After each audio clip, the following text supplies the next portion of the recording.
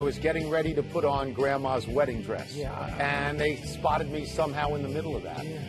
Halloween, everybody. Sell what are you that wear? house now and get Welcome out. to PTI, boys and girls. In today's episode, Joe Girardi's future, Markelle Fultz's shoulder, and Lonzo Ball's big challenge.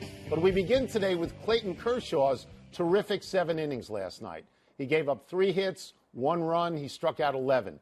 It took Kershaw only 83 pitches, and it revived comparisons to the Dodgers' greatest pitcher, Sandy Koufax, who was at the game last night. Kershaw is now 3-0 with a sub-3 ERA in this postseason. Wilbon, can we put Clayton Kershaw's faulty postseason rep to rest? It was already to rest for me, Tony. Was it? In the previous series. Look, he hadn't pitched in the World Series yet. That's right. So he hadn't had any failures in the World Series. He just hadn't done it. And to me, the only time that Kershaw, I would want to hit against Kershaw if I was an opposing team in the postseason, is when the Dodgers hard-headedly, stubbornly tried to pitch him multiple times on 3 days rest, and that didn't work. It didn't work. It didn't even work last year. But Kershaw has like a 1.37 ERA in his last 5 starts on regular rest. 1.67. 1.67. Okay. I'm hearing voices. All right. So my point I'm not is, Joan of Arc. you take 1.67 no matter what the record is. You take 1.67. Yeah. There's no bad rep in play there. I disagree with you. What? What I'm going to say to you is, if the question is, can we put the bad rep to rest, I would say not yet. Because if Houston wins, if Houston were to beat Kershaw in Game 7, then the answer is no. Now, last night he was great. He gave up a home run, which he is wont to do, as is Max Scherzer. They give up long balls. 7 home runs in the postseason? They give up long balls, but he was terrific. And the difference this year, I believe, with Kershaw is that bullpen is so great that you don't have to go 9. You can get out before the big bats get to you. Their 8th and 9th inning performers are as sure a bet as there are in baseball. Can I move this ahead for a second? Sure. Because the Dodgers have to face Justin Verlander tonight, who's every bit the beast that Clayton Kershaw is. For a longer period of time. In the World Series, early results that were all not that good. Now, I think Verlander will win tonight. He's been that good. But if they don't, I think the Dodgers win this series, and I think they win it handily. If it goes 2-0? Yeah. You know, the team that has won Game 1 in the World Series, and I hate these stats, these trend stats, have won like 17 of the last 20 World Series. Just by winning Game 1? Although it didn't happen last year. No. Do you think Verlander will win tonight? I do. I think the series goes even tonight. Yeah, I do too. Yeah. I do. From Los Angeles all the way back to New York, there's buzz surrounding Joe Girardi's immediate future as manager of the Yankees. His contract expires at the end of this month. There are those close to Girardi who think he'll leave on his own. And there are those close to Girardi who think for enough money he'll stay with the Yankees. And there are those who believe the Yankees will wave bye-bye to Joe. Tony, the cupboard is full in terms of talent on that ball club.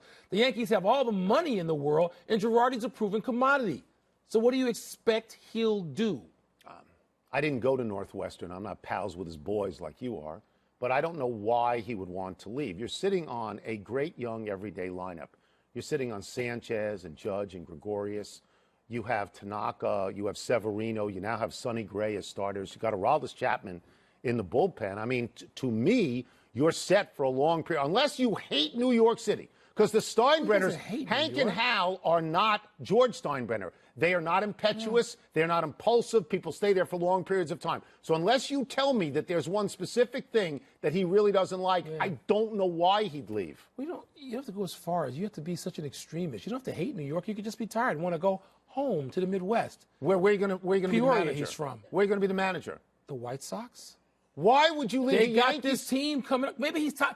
He's already won a World Series. He came one game from another. He's been there, done that. Maybe he wants to go. Maybe. How about he wants to just go down the I-95 corridor just a wee bit and look at a Washington Nationals cupboard, which is also stocked. The Washington Nationals are loaded, though not any more than the Yankees, but they are loaded. Yeah. The difference is the Lerners, as owners, have not traditionally paid anywhere near the amount of money that the Steinbrenner. Well, so then tell me, you have connections to him. Or is he going to leave? I wouldn't call the connections. I would tell you this, that I and others that I've talked to in the last couple of weeks have thought that Girardi will leave, and it won't be fired. That he could just say enough. So I want to do what I want to do. He talks about what does he want to do? His family. What does he want to do? I haven't talked to him. Does he want to sail the 7 seas and then settle down and be a star on the Hallmark Channel? He's a baseball manager, and he's sitting on a great team. Can you be a star on the Hallmark Channel? Really? Believe me, Those it's on movies? 24 hours a It day is. in my You can never house. get rid of it. LeVar Ball spewed a little riffraff earlier in this week. He said, and I quote, "Washington's coming in Wednesday. They better beware because Lonzo ain't losing again, not twice in the same week," unquote. When Washington's Marcin Gortat heard that, he tweeted, quote, "Man, please. John Wall will torture him for 48 minutes," unquote. John Wall himself pledged, and I quote, "No mercy," unquote. They will play tonight on national television. Wilbon, do you expect John Wall to torture Lonzo Ball? Is he going to waterboard him right there at Staples Center? I don't know. I don't think so. I mean, March likes to have some fun. We know Gortat. He likes to, I love that you call him March. That's his name. Yeah, do you call his brother April? It's so fabulous. November. Yeah, actually. that's good. This is what Gortat likes to do. He That's likes right. to stir it up a little. Stuck He his stirred other it up. guy in this. He stirred it up. For somebody and he got else. Wall in this. Now Yeah. Wall has to go out. You don't That's want to right. see Wall take 37 shots again, against the Lakers. And that could be coming. No, there will be no torture. I think John Wall has moved into a place. Look, I think the Wizards, this is their bust-out year. I think they finish in the top two. Yes, two in the East, which means higher than either Cleveland or Boston. I don't know which one. Right. But I think those things ride with John Wall. And he can't get so distracted by wanting to crush Lonzo Ball that he forgets they need to win a game. Okay. Now, I am completely informed on this answer by the notion that this is a national television game. Right. Which John Wall craves. He loves He wants the national spotlight. He feels he has been disrespected because he hasn't He's been on certainly national been ignored. games. He's been overlooked. Oh, and he wants it and he yearns for it. Yes. He was in one game so far that's on national television, and the point guard that he is took 28 shots. 28. In the next two games, which were only on local TV, he took 12 and 14. The key is to tell John this is on local TV. No, this it's is on ESPN. national television where watching. I think he wants to be like Russell Westbrook because he doesn't get on that often. So we'll wait and see what happens. I watched the entire LeVar Ball interview. For 95% of it, he was completely reasonable. The last 5%, which is all anybody sees, is theatrical. It's theatrical. He's putting his kid in a bad spot. He is putting his kid in a bad spot. Even watch? Don't you got a clicker? Well, You have a clicker in your house? For research. I didn't watch it live. I watched it today. Research. Yeah. For all the excitement Joel Embiid and Ben Simmons are bringing to Philly right now, some things haven't changed. The Sixers' top draft pick, the number one overall draft pick, Markelle Fultz, is experiencing a shoulder thing, maybe a funk, and definitely in limbo. The club says he'll miss the next 3 games and be reevaluated Tuesday. Yet, Sixers boss Brian Colangelo says, quote, "There was no medical reason not to play him. He was cleared to play and he wanted to play. We embrace this next week to try to get him to 100% healthy and right," close quote. Tony, what does that doublespeak mean, healthy, not healthy? And is shutting this kid down for a week going to solve anything? So in the previous few games, Fultz's shoulder was so bad that he took shots that didn't even look like shots you would take in high school. It looked like he was in pain. People close to him said that he was in a lot of pain. Now they're shutting him down and they're saying there's nothing medically wrong with him. Well, if there's nothing medically wrong with him, why are you shutting him down? And that would mean perhaps you're shutting him down because you think that mentally he's not right after a week, after 1 week. You traded up to get this kid.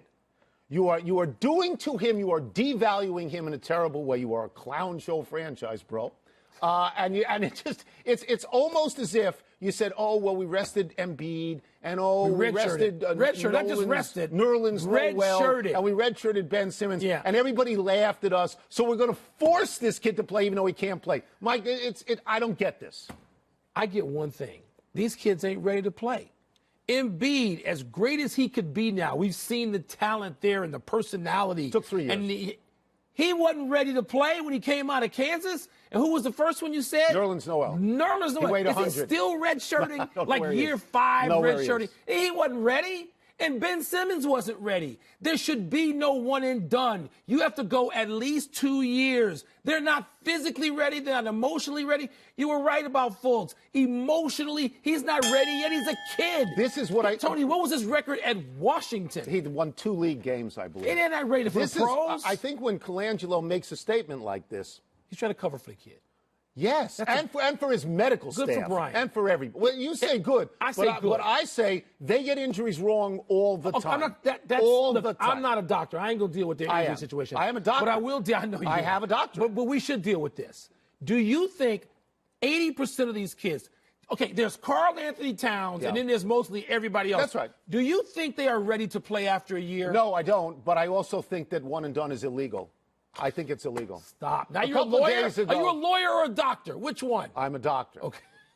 Okay. A couple of days ago, Jim McElwain, the head coach at Florida, told the media that there had been death threats made against Florida players and their families, apparently because of Florida's 3-3 record. McElwain declined to be specific.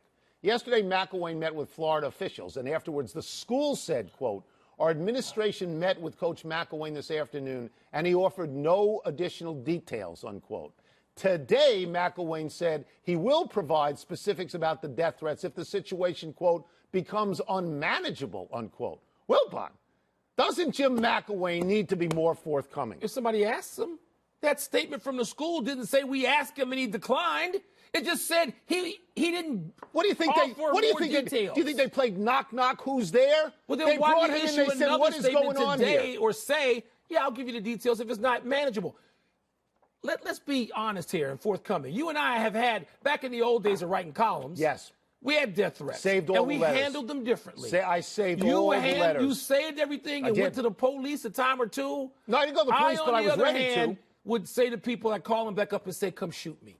Okay, so that's bold. I did that, Yes. and you know I did that because you screamed at me at the time. So some people don't care as much as others. And McElwain saying, if this becomes a situation which I take it more seriously, then I'll provide more details. And it's up to his bosses, the university president or whoever runs Florida, to say we need information now. I'm going to tell you something that I believe, because we have contrarian views on this particular thing. I take these things very seriously. When a coach goes out there and he says there have been death threats against my players, I take this very seriously.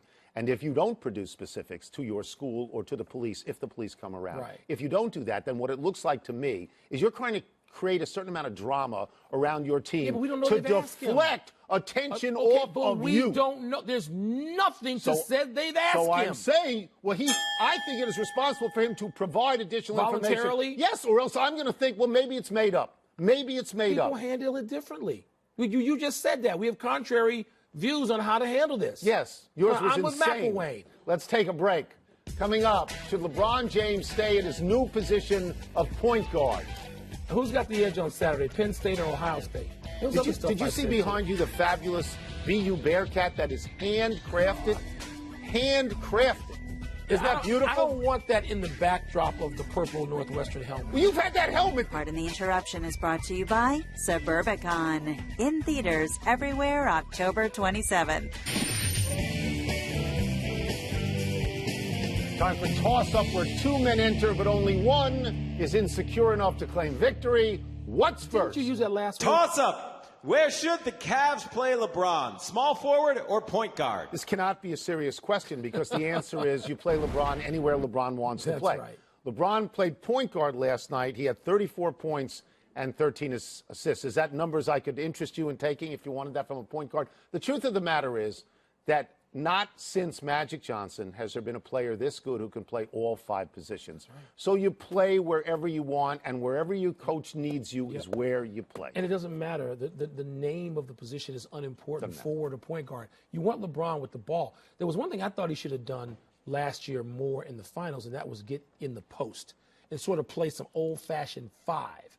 And I guess there are people who have just said he's not comfortable, people around the Cavaliers, doing that. But I just think when he gets down there, he commands a double team. He gets people in foul trouble. But wherever LeBron wants to play, I just want him to have the ball. And I want him to have it more than Kyrie Irving. Oops, he's automatically now got it more than Kyrie Irving. Well, it keeps Derrick Rose on the bench if he plays point guard. Not necessarily. Derrick Rose can move and play off LeBron, but I want LeBron to have the ball.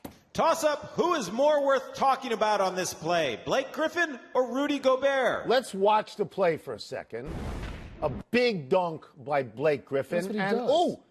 It's not the Stifle Tower, it's the Stifle Cower. He doesn't go anywhere near Blake Griffin. He was too late. People forget about Blake Griffin, how fabulously athletic he is, because he's been hurt so much that he's sort of off the board. The Clippers are 3-0. They're plus 76 in their three. And what are they missing? Oh, that's right, Chris Paul, who you've been slurping for years. Chris Paul's not there. Bob Mute's not there. J.J. Redick's not there. Jamal Crawford's not there. That's four players who. Chris Paul, big deal. He's the big deal. He's a big deal. Let me just say this for some context. Rudy Gobert goes up. He's not embarrassed to be on a poster. He'll go up there and block you. What happened was, Tony, Blake Griffin got the better of him. He launched, and by the time Rudy Gobert was going to gather himself, it was over, and Gobert knew that. That's right. So you want to get your hand broken and miss the rest of the season. But Gobert challenges shots. But you talk about shots. You talk about good for the Clippers and Doc Rivers and to start their off. Next. Toss up, which way are you leaning? Penn State or Ohio State? Look, I'm thinking that Ohio State will win this game, but I'm leaning towards Penn State. And if I was giving Penn State a speech, it would go like this. We beat them at Penn State last year, and we were still denied the chance to get into the college playoff. So let's go beat them at their place, and then they can't keep us out. And we can say to Ohio State, shut up and eat it.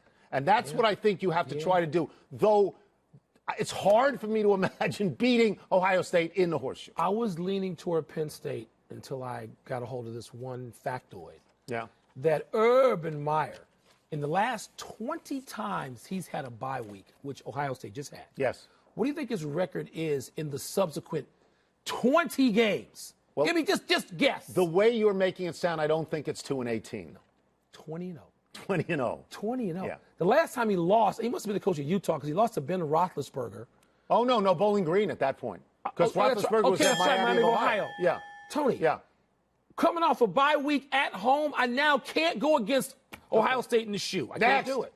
Last one, toss up, which quarterback would you rather have tomorrow night? Matt Moore or Joe Flacco? All right, it's hard to believe that the answer isn't Joe Flacco, but the answer isn't Joe Flacco. No, it isn't. It's been years since he won the Super Bowl. Terrible for 2 years. It's been years since people said, oh, is he an elite quarterback? Let me tell you how elite he is right now. He's not elite. He has 5 touchdowns and 8 picks, and that stinks. His rating is 31st. The only guy he's above of the starters is DeShone Kizer, whose whereabouts after midnight are unknown at certain points. He's 31. 31 so of I'm going to 32. say the answer is Nat Moore, and I always call him Nat Moore. Nat I know, Moore? but he played for the Dolphins. Remember Nat Moore? Yes, I do remember Nat Moore. And here's the thing, Tony.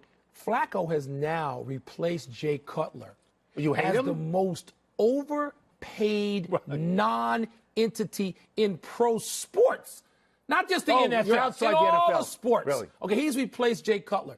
Tony, he's been bad for 2 years. They gave him all this money, and you and I sat there and went, wow, is Flacco that good? And then for most of our season, he looked really good. Not now. And now What he happened? looks terrible. What and the answer is the guy who has now replaced Jay Cutler. That's it. I win.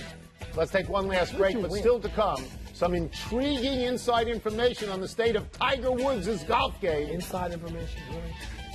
The Steelers make a decision on the immediate future of Mr. Martavius Bryant. Can I ask you a question? Does on ice mean Did Mike anything? Tomlin rain down? Have a time, people. You should really hear what we say before you go on the air. Happy 56th birthday, Brian Kelly. 1 year ago, when Notre Dame was 4-8, we all scoffed when the athletic director said he had Brian Kelly's back. Well, Brian Kelly is back. Notre Dame is 6-1 and ranked 9th in the country, having beaten USC by 1 million last week.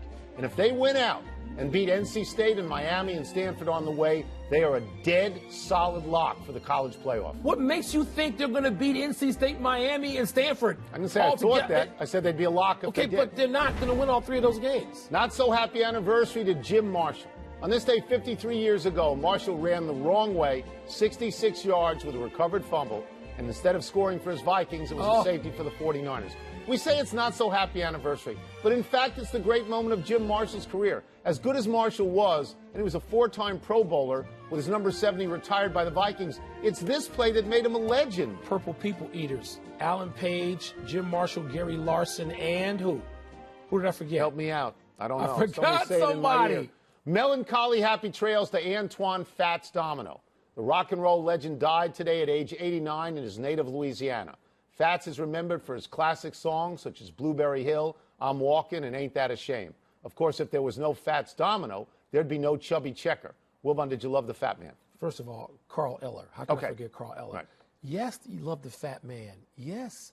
I mean, how could you not? I mean, that's the beginning of my life with music and my parents. Yes. Absolutely. Sat there at the Loved hearing piano. He's a musician, first of all. We need to point out, a musician. So not just a recording artist. So in the category, wouldn't you say, of Chuck Berry and Little Richard, one of the early influences on rock and roll? This really influenced you. Who was your favorite of them? Oh, Chuck Berry. Oh, no. If you're making me pick, I'm picking Chuck Berry. All right. You'd have to have that discussion with my father, not me. I wasn't quite there. I listened to them all, but I was like 6. Well, why don't you place a call to your dad for me and let me know how that works out? We're running out of show. Let's go to the big finish. Let's do Your it. boy, Martavis Bryant, demoted to the scout team, won't play for the Steelers on Sunday. Good move? That's a humiliating move. Yes, it is. That is a rub your face in the toilet move. Yeah, bad. Woo! North Carolina guard Joel Berry broke his right hand, punching the door after losing a video game. I know you got thoughts. It's stupid, and it lets all his teammates down. The NFL says the Players Union will invite Colin Kaepernick to the next meeting between the players and the owners. Should he go? Should he go? Should he vote? Yeah, he should vote, and he should go to this if invited. Ian Baker Finch says Tiger played medalist yesterday. He looks fit, strong, his swing looks very good. Why are we doing this every day with This Tiger? is very Huh? exciting. Now, what I'd like to know from Ian Baker Finch is, did you play all 18 with him? Did Is he his play all hearsay? 18? Yes. Did he go for his back? Did he go for his... Did you see it? This is I'm too important. excited about Last this. one, the Grizzlies haven't won, the Mavs haven't lost, so who wins The tonight? Mavs are humiliated by Golden State and that dunk off the glass. The Mavs have got to win tonight. A lot of time. We'll try and do better the next time. I'm Tony Kornheiser. I'm Mike Wilbon. Same time tomorrow, Knuckleheads. You can get the PTI podcast on the app or Apple Podcasts. Ellen and Paul Osborne, who carved that Binghamton Bearcat with your bare hands. That's not Boston Shout out. College? I thought that was Boston College. Ahead on the best 60 minutes of your day after Clayton Kershaw delivered one of the best World Series pitching performances ever. What does one of the best trade deadline acquisitions